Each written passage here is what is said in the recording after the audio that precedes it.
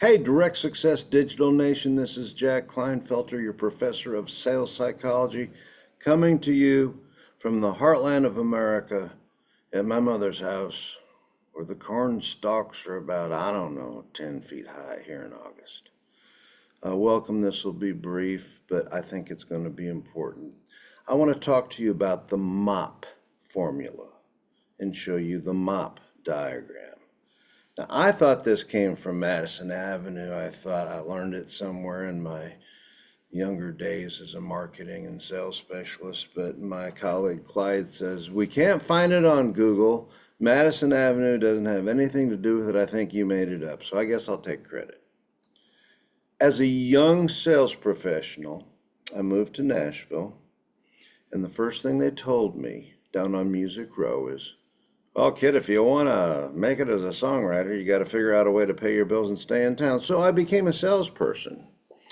I'd already done some sales in Texas, and I went out onto the streets. I was selling targeted direct mail, which back then we called database marketing, and it was fun. But I went to the most diversified part of the city because I knew what I didn't know yet. I knew I didn't have my sales pitch down.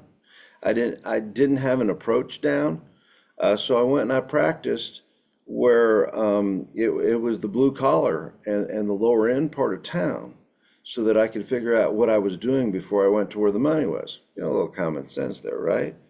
But I ended up finding some business people that were clients for a long, long time. But the thing is that I was selling targeted direct mail. We called it database marketing because we had more of a laser focus. We had more of a targeting capability back then than all the rest of the mass media stuff, the radio, TV, newspaper. They had Arbitron reports and stuff like that. But true laser focused targeting came into view, came into use, and helped independent businesses most after the internet and technology advanced to the place where we could find families for a salon, and that's who they needed to grow their business with. We could find people that were older for a hearing aid retailer. We could find new neighbors for people who wanted to meet the new people. So we had capabilities of targeting, and I knew that I could help these people out. I would go in, and they would have already tried targeted direct mail. In their mind, it was targeted. And I would start to introduce myself, and they'd say, well, you seem like a nice young man, but we tried mail and it didn't work. Flash forward to today's world, and I also call on people to say, well, this type of marketing just doesn't work. This digital stuff doesn't work for me. I've placed all kinds of ads, and all I'm doing is getting clicks and views, and nobody ever comes in and does any business. It's not translating into revenue. Well, there's a reason.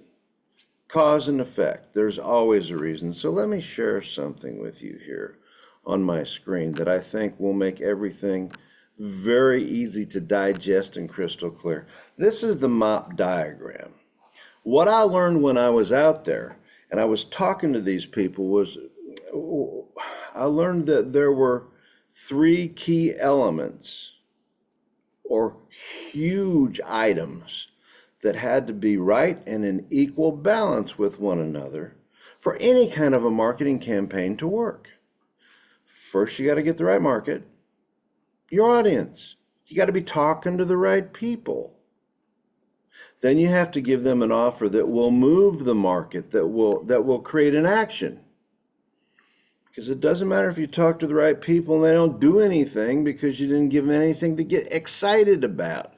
And then the package has to be professional. It has to break through the barrier. It has to break through the clutter, and it has to actually get to them.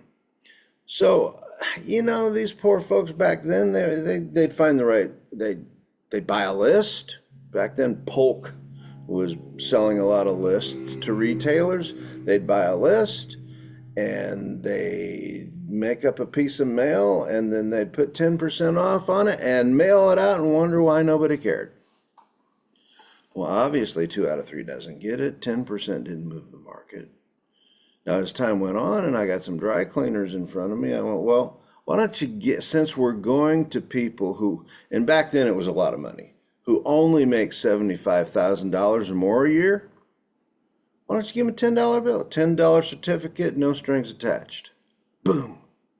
All of a sudden, those people that tried to do the mail themselves and floated a poor or a weak offer out there, they're getting wealthy people coming in and giving them $50 worth of dry cleaning. These people were thousands of dollars a year.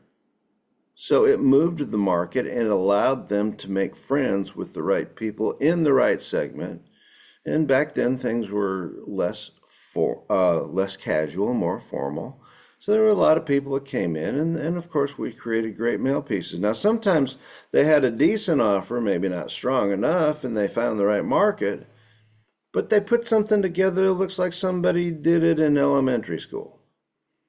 And then it actually probably made the recipients feel a little bit, I can take this down now. You get it though. You see the market offer package. These are the 3 elements.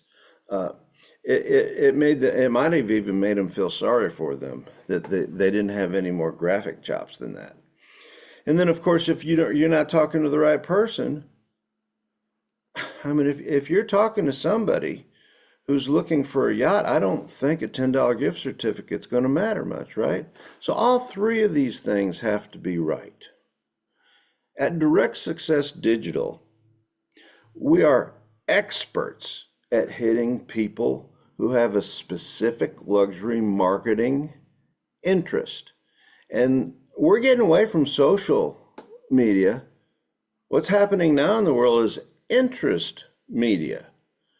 Do you recognize that as you grow older, the people that you are still friends with from high school or college were the ones that have the same interests? And this is how we market. It's interest media. It's interest marketing. It's not so much social as it is that. And then we also give them something of value, whether it's a certificate, whether it's a package, whether it's a peek at an inventory list that gets them very curious. And they need to convert and they need to engage in consent marketing before they get the offer. But the offer has got to be strong enough that they're going to take an action. And it also has to be in something that's attractive, because you're going to scare a lot of people off if you just throw something together with that good enough attitude. Market, offer, package, market, offer, package. That's the purpose of the video. Read the article. Take it to the bank.